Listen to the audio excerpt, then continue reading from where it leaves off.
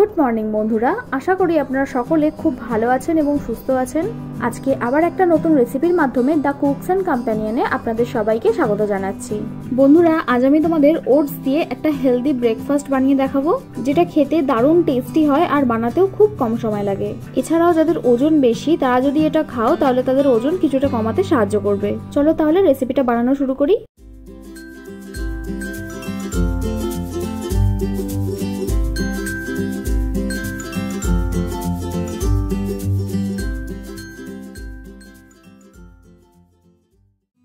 প্রথমেই আমি একটা মিক্সার জারে 1 কাপ পরিমাণ ওটস নিয়ে নিয়েছি। এবার এটাকে ভালো করে গুঁড়ো করে নেব। এটা রেগুলার ওটস, আজকাল মার্কেটে ভীষণভাবে অ্যাভেলেবেল, তোমরা ইজিলি পেয়ে যাবে।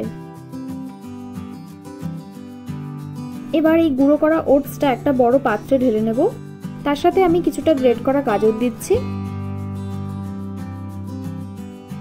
তারপর দেব কিছুটা পেঁয়াজ কুচি,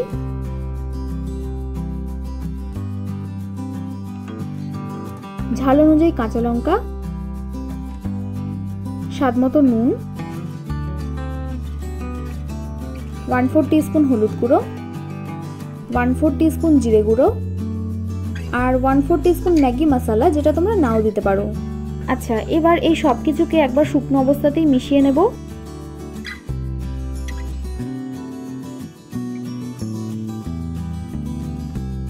তারপর আস্তে আস্তে জল দিয়ে দিয়ে মিক্স করব। ওটস কিন্তু অনেকটাই জল টানে, তাই জল একটু বেশি দিয়ে দিলেও কোনো ক্ষতি নেই, কিছুক্ষণের মধ্যেই আবার ওটসে টেনে নেবে।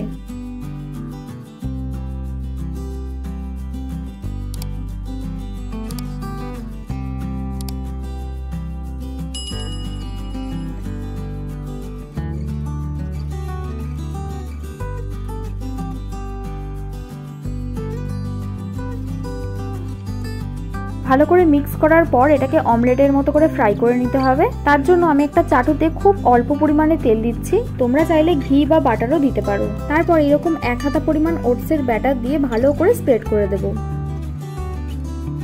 এটা একটু সাবধানে করবে, নয়তো ছিঁড়ে যেতে পারে। আর অবশ্যই কিন্তু গ্যাসের ফ্লেমটা লোতে রাখবে।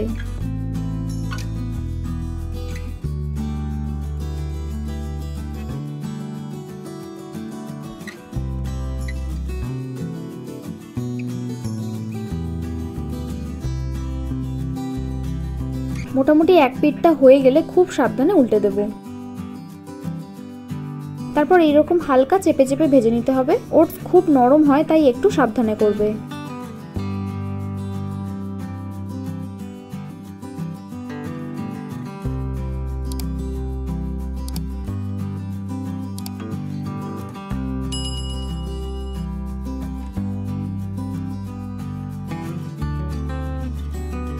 দেখো, একটা অমলেট কি সুন্দর তৈরি হয়ে গেল।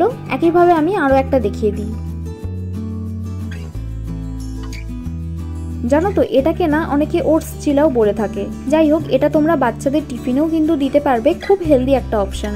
আর দেখতেই তো পেলে বানাতে কতটা কম সময় লাগলো। তোমরা চাইলে আগের দিন রাতে ব্যাটারটা তৈরি করে ফ্রিজে রেখে পরের দিন ফ্রাই করে নিতে পারবে, তাহলে কিন্তু সময় আরো কম লাগবে। আমার নিজের ওয়েট লস জার্নিতেও এটা খুবই পছন্দের রেসিপি ছিল, তাই আজ তোমাদের সাথে শেয়ার করলাম।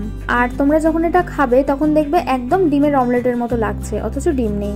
আর হ্যাঁ, আমি এটা কোনো রকম ডিপ ছাড়াই খেতাম, তবে তোমরা চাইলে সামান্য টমেটো কেচাপ বা হোমমেড গ্রিন চাটনি দিয়ে খেতে পারো, দারুণ লাগবে। আপনারা কিন্তু অবশ্যই বাড়িতে এটা বানাবেন, তারপর আমাকে জানাতে একদম ভুলবেন না। ভিডিওটা ভালো লাগলে একটা লাইক করবেন আর সাবস্ক্রাইব করে আমাকে আরো উৎসাহ দিন, যাতে এইরকম দারুণ দারুণ রেসিপি আপনাদের কাছে প্রতিনিয়ত আনতে পারি। আমি রান্নায় যা যা উপকরণ ব্যবহার করেছি সেগুলো আপনারা সব ডেসক্রিপশনে পেয়ে যাবেন।